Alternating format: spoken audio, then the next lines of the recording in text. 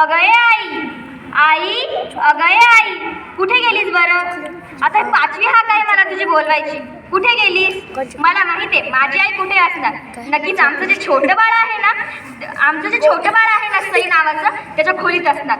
त्याला झोका काय देते, त्याला प्रेमाने भरवते काय, लाडाकोडाने भरवते. आणि मी जर म्हटलं मला भूक लागली तर म्हणते जा किचनवर पातेलं आहे, पातेल्यात कालवण आणि टोपल्यात भाकर आहे, जा आणि खा. मला आईचा फार राग येतो. मी जेवतच नाही त्यापेक्षा मी निघून जाते. अहो परवा असंच झालं ना, आमची सई गॅलरीवर चढली आणि तिला आईने धावत धावत जाऊन पकडलं.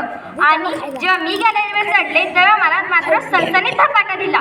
वरून म्हणते कशी, कारणे ताई झालीस ना तू, तरी काडीची अक्कल नाही.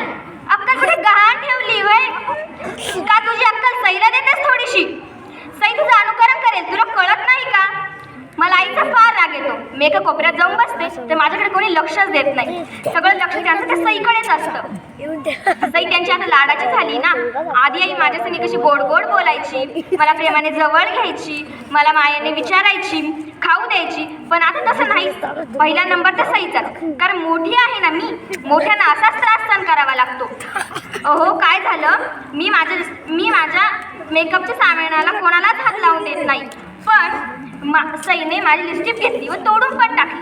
म्हणून मी तिला हलकासा फटका मारला तर ती रडायला लागली आणि म्हणते कशी आईला, मला दीदीने मारलं. तेव्हा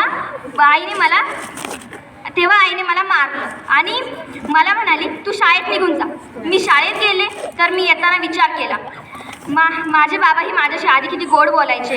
पण जेव्हापासून सई आली ना तेव्हापासून बाबांचंही माझ्याकडे लक्ष नाही. बाबाही माझ्या आधीसारखे प्रेमाने बोलत नाही. सगळं लक्ष त्यांच्या सईकडेच असतं. म्हणतात कसे, लहान बहीण आहे ना तुझी, सांभाळून घ्यायला नको का तू? अहो काल काय झालं, सई पडली म्हणून तिला सगळे उचलायला गेले आणि मी पडले तर मी रडायला लागले. मला कोणीही उचललं नाही. बरं आई म्हणते कशी, काय लहान मुलासारखं भोगाड पसरलंय, त्या भोगाड पसरून काय जगाला दाखवशील का? मला माझे आई वडील प्रेम करत नाही म्हणून आधी माझे आई वडील माझ्याशी खूप प्रेम करायचे. पण आता सई आल्यापासून त्यांचं सगळं लक्ष त्या सईकडे. मी आई बाबांना सांगूनच टाकणार आहे की मला माझी लहान बहीण नको, तुम्ही तिला डॉक्टरांकडे परत नेऊन घाला, नाहीतर पुढे जंगलात अरण्यास सोडून द्या. मला काही घेणं नाही, पण मला माझी लहान बहीण नको.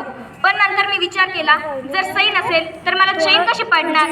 मला प्रेमाने भरवणार कोण? इवलेवल्या हाताने मिठी कोण मारणार? जाऊ दे, त्याच्यापेक्षा मी काय करते, आई बाबांना सांगतच नाही. कारण तिची मोठी ताई आहे ना मी, लाडाची मॉडेल ताई. थँक्यू.